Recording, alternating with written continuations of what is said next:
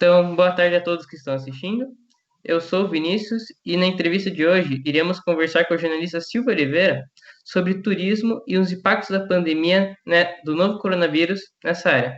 Nossa entrevistada de hoje nasceu em Londrina e atualmente possui um dos melhores blogs de viagem do Brasil, o Matraqueando. Então, tudo bem, Silvia? Tudo bem? Como é que vocês estão? Muito obrigada pelo convite e vamos começar. Beleza, então. Gostaria muito de agradecer a sua presença e na nossa entrevista de hoje. Eu que Então, agradeço. primeiramente, qual é a sua ocupação? Eu sou jornalista há 25 anos e trabalho com jornalismo de viagem há 15 anos. Comecei escrevendo para jornais, revistas, na época também já existiam alguns sites especializados em viagem, mas aí nasceram os blogs, que foi quando eu fundei o meu em 2006. E então nós estamos aí para completar 15 anos de Matraqueando, que é um dos blogs em língua portuguesa hoje referência no país. Muito legal. E sobre a sua formação, como que foi ela durante todos esses anos? Eu me formei na Universidade Estadual de Londrina.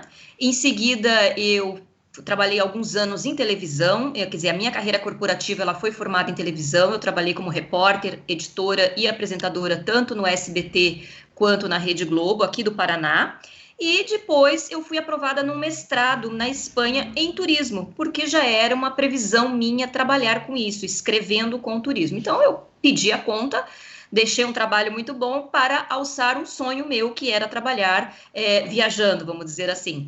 E então eu fui para a Espanha, fiz o meu doutorado, o meu mestrado. Quando eu voltei, eu já abri uma empresa e que não tinha nada a ver com internet, era uma empresa que trabalhava em formato de agência de notícias. Eu viajava, escrevia, divulgava isso em vários jornais e revistas nacionais. E então, com a entrada, com o advento da internet, com a percepção de que realmente eu poderia alcançar muito mais pessoas através deste meio de comunicação online, então eu fundei um blog, até sem pretensão. Na verdade, quando eu o fundei, era mais para compartilhar com amigos e familiares, só que ele foi crescendo, essa plataforma foi ganhando corpo e depois de alguns anos realmente se tornou o meu principal trabalho. Muito legal. Antes de nós falarmos um pouco mais sobre a parte do turismo, como foi a sua experiência no meio jornalístico? E quais são as principais dificuldades dessa área? Olha, na verdade, a pessoa que trabalha no jornalismo diário, aquele da notícia, aquele que você vê no telejornalismo, na rádio, é uma pessoa que eu costumo dizer que ela tem que ter assim um sangue de barata, né? Porque ela vai enfrentar pressão de todos os lados, da linha editorial do meio de comunicação ao qual ela está ligada, ela vai enfrentar pressão do comercial. Tem coisas que ela não vai poder dizer porque tem um anunciante ali. Então, o jornalista hoje, ele é extremamente pressionado pelos parâmetros ideológicos e comerciais dos meios de comunicação. Quando eu resolvi realmente sair do mercado corporativo, eu tinha isso bem claro, eu não queria me submeter a essa situação. Primeiro porque eu não tenho sangue de barata, então eu não tenho esse perfil. O meu perfil é trabalhar com jornalismo de comportamento, porque jornalismo não é só mazela. É muito curioso isso, porque como nós temos acesso a só os meios de comunicação de massa e só tem notícia ruim, nós associamos o jornalismo a isso. Mas jornalismo pode ser jornalismo de moda, pode ser jornalismo econômico, pode ser jornalismo de viagem, né? Jornalismo cultural, que é o que a gente chama de segundo caderno, né? É o caderno onde vem os críticos de cinema, críticos de literatura, que é onde eu mais me encaixo. Então, você conseguindo ter uma certa independência para gerar comunicação, para mim está perfeito, é a melhor forma de fazer jornalismo. E ainda falando um pouco sobre essa área do jornalismo, qual o trabalho no jornalismo que mais marcou a sua carreira e qual o motivo? Olha, tem dois trabalhos que eu acho assim. Um é na minha época pré-internet, que foi quando eu trabalhava na TV, que eu fiz uma matéria para o Fantástico na época. Eu fiz matéria para todos os jornais da Rede Globo, menos para o Jornal Nacional, porque o Jornal Nacional ele tem repórteres específicos. Até hoje é assim, tá? Na minha época era assim, até hoje é assim. Então, se você trabalha aqui no Paraná, são 10, 15 repórteres no Paraná, mas apenas um ou dois entram com matérias no Jornal Nacional. Então, eu fiz uma matéria para o Fantástico na época. Foi uma matéria que repercutiu muito, e aquilo foi um marco na minha carreira. Aquilo ali abriu muitas portas E eu cresci bastante dentro da empresa com isso. Então, isso me marcou bastante, porque é um meio de comunicação fantástico que atinge, assim, praticamente o Brasil inteiro. Nós somos 210 milhões de pessoas, no mínimo 180 milhões têm acesso a esse meio de comunicação todos os domingos, né? Já na minha segunda fase, né, que é que é o trabalho com internet, jornalismo de viagem em internet, eu diria que foi o material que eu produzi na Terra Santa. Eu já estive mais de 10 vezes na Terra Santa a trabalho, e eu produzi uma reportagem que está publicada no meu site, né, no matraqueando.com.br, que é uma viagem de peregrinação. É a maior reportagem que eu já escrevi na minha vida em tamanho. Então, no Word, assim, ela dá mais ou menos umas 25 páginas, são mais de 200 fotos. E essa reportagem que eu fiz assim sem esperar nada, porque ela não era uma reportagem de serviço, ou seja, aquela reportagem que fala como ir, o que fazer, onde comer e onde dormir. Era um relato de experiência de uma peregrinação de fé na Terra Santa. E passava por Egito, Israel e Palestina. E claro que eu mostrava todos os pontos turísticos, mas que tem a ver com as pegadas do cristianismo. E essa matéria realmente foi muito impactante e fez o blog também crescer muito em acessos. E você já citou anteriormente que você decidiu investir na área de turismo. Qual foi o motivo de investir nessa área especificamente? Olha, foi um motivo extremamente pessoal. Eu queria viajar. Essa foi a grande verdade. Eu fui fazer uma viagem internacional, a primeira, com 24, 25 anos. Já trabalhava na TV, daí já tinha meu dinheirinho, já não dependia mais de pai e mãe. E eu fiz uma viagem internacional, fui para a Europa. E fiquei, obviamente, enlouquecida com aquilo. Eu vi, não, falei, não, realmente eu quero viajar o mundo, eu quero trabalhar, só que eu precisava ter dinheiro para isso. Então, a minha ideia na época falou: olha, eu vou começar a escrever sobre esses locais, vou tentar vender esse material e se eu conseguir levantar verba com isso, isso pode ser um negócio. Então, não foi assim nada muito planejado, não criei um plano de negócio para trabalhar com isso. Tanto que eu continuei na televisão, continuei no corporativo, viajava nas férias. A primeira vez que eu estive na Terra Santa, em 1999, eu ainda trabalhava na Rede Globo. Então, eu produzi material naquela época, vendia material para alguns jornais, eles pagavam bem pouco, assim, eu achava que não ia dar certo por isso, eu falava, eu não vou conseguir ganhar dinheiro suficiente, porque eles pagam muito pouco, né, por uma matéria que custa muito dinheiro, porque viajar custa muito dinheiro, por mais econômica que seja a sua viagem, você sempre vai gastar.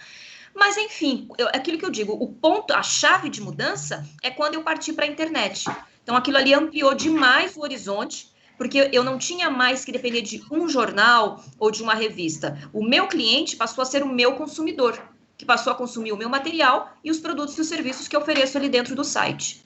Quando você fala sobre seus materiais, uma das coisas que mais marcantes do seu trabalho são os seus guias. Como que eles são criados? Qual é o processo de criação deles? Olha, na verdade, eu tenho 7 guias de viagem, 6 deles internacionais, 4 na Europa, 2 na América do Sul, que é Chile e Argentina, e um no Brasil, que é Gramado. Todos esses destinos eu visitei todos mais de 2 ou 3 vezes. Então eu não consegui nunca fazer um guia em que eu fiz uma única viagem para um lugar e voltei e desenvolvi um guia de 150 páginas, que é a média de páginas que tem os meus guias, tá? Isso que significa o quê? O meu processo de criação não é baseado em fazer uma listagem de locais para visitar, comer e dormir, porque isso você encontra na internet num clique. Né? O objetivo do guia é mostrar toda a minha experiência de viagem baseada em economia, ou seja, como conquistar uma viagem com dignidade, com economia inteligente, sem passar perrengue, né? Porque esse é meu perfil de viagem. E então eu construí fiz a construção dos guias baseado num relato de experiência pessoal e todas as dicas voltadas para que as pessoas pudessem ter uma melhor otimização do seu custo. Falando em otimização de custos, na sua opinião, quais são os principais erros cometidos pelos turistas, tanto nas viagens nacionais e quanto nas internacionais? Existe uma coisa muito curiosa, que para mim é um erro que acontece basicamente em todas as viagens, que é a falta de planejamento. Então você veja bem, existe vamos dizer assim, uma falsa percepção de que se você organizar demais a sua viagem, você vai engessar a sua viagem. Pera lá. Uma coisa é você ter uma proposta de pegar o teu carro e sair sem rumo, vou dormir onde der, porque essa é a proposta da sua viagem. Agora, você só tem 7 dias para ir conhecer uma praia da Bahia, 7 dias para ir para o Vale dos Vinhedos no Rio Grande do Sul, você tem 10 dias para fazer uma viagem para a Europa, imagina, atravessar o oceano, investir no dinheiro, você tem que planejar. Então, você tem que saber, primeiro, o que você vai fazer nos dias da sua viagem, priorizando. A minha dica aqui é uma coisa que eu coloco nos guias, visitar os locais bairro a bairro, porque se você colocar só de visitar os principais pontos turísticos, você fica fazendo zigue-zague na cidade. Então, você determina um bairro e naquele bairro, então, você vai conhecer os principais locais e ali também você vai almoçar ou você vai jantar. Então, você economiza tempo e economiza dinheiro com isso. Outro erro muito comum nas viagens internacionais é viajar sem seguro de viagem. É uma coisa muito interessante porque eu nunca viajei. Olha, eu viajo desde 1997 para fora do Brasil. Eu jamais viajei sem seguro de viagem. Então eu achava que isso era uma coisa assim absolutamente clara para as pessoas. E não é. As pessoas fazem viagem de 40 dias na Europa e viajam sem o seguro de viagem internacional. Bom, primeiro que na Europa é obrigatório entrar com um seguro de viagem com cobertura mínima de 30 mil euros. Às vezes eles não pedem na imigração, mas se eles pedirem e você não tiver, você é deportado, porque é obrigatório. Agora, na época do coronavírus, então nem se fale, né? Primeiro que a gente nem tá podendo entrar na Europa, mas quando puder voltar a entrar, com certeza, mais do que nunca, esse seguro ele vai ser obrigatório.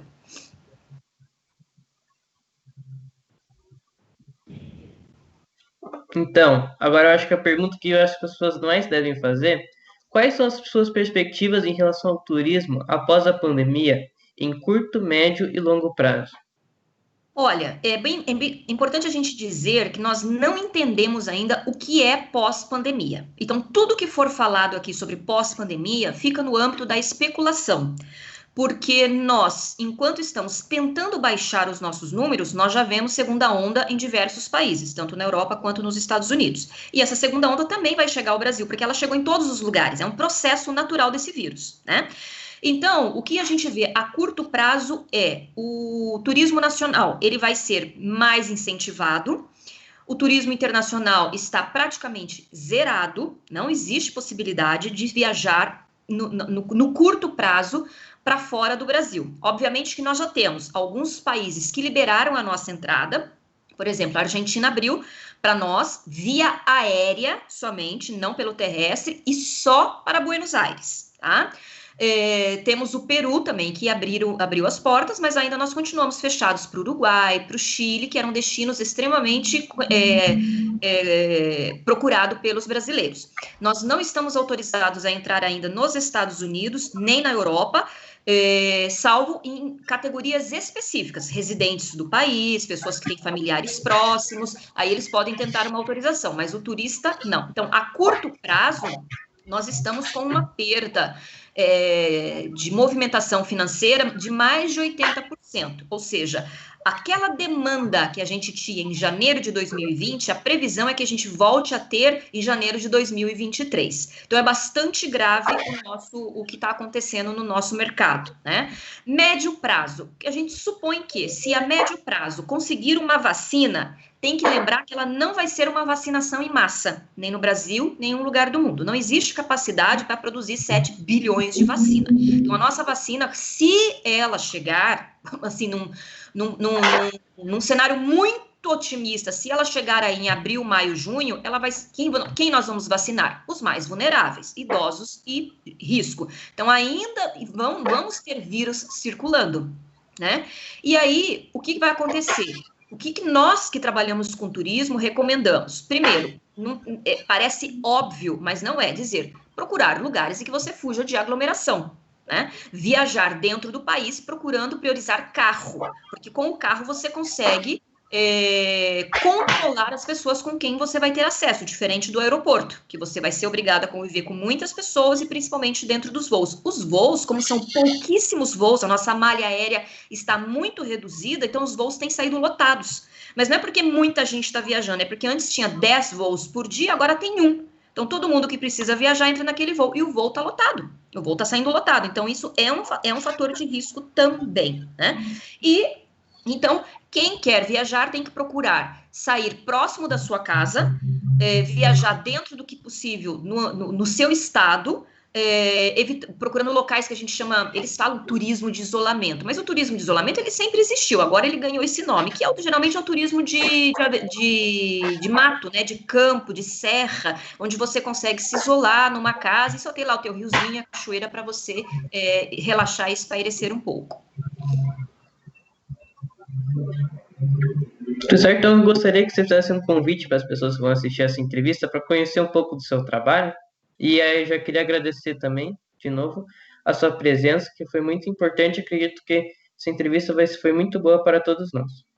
Vinícius e colegas, eu agradeço muito o convite, me sinto honrada de poder participar deste projeto de vocês. Eu convido todos a conhecerem o meu blog, matraqueando.com.br. Nós já estamos há 15 anos no ar, são mais de 2.000 posts com muito material, não só do mundo, mas principalmente do Brasil. Nós temos guias online e gratuitos de várias capitais, de vários lugares do Brasil, para que as pessoas possam começar a pensar em retomar a sua vida turística com cautela, com segurança e, sobretudo, responsabilidade. Agradeço mais uma vez, parabenizo vocês pela iniciativa e fico à disposição para outras oportunidades. Muito obrigado. Eu que agradeço. Aí,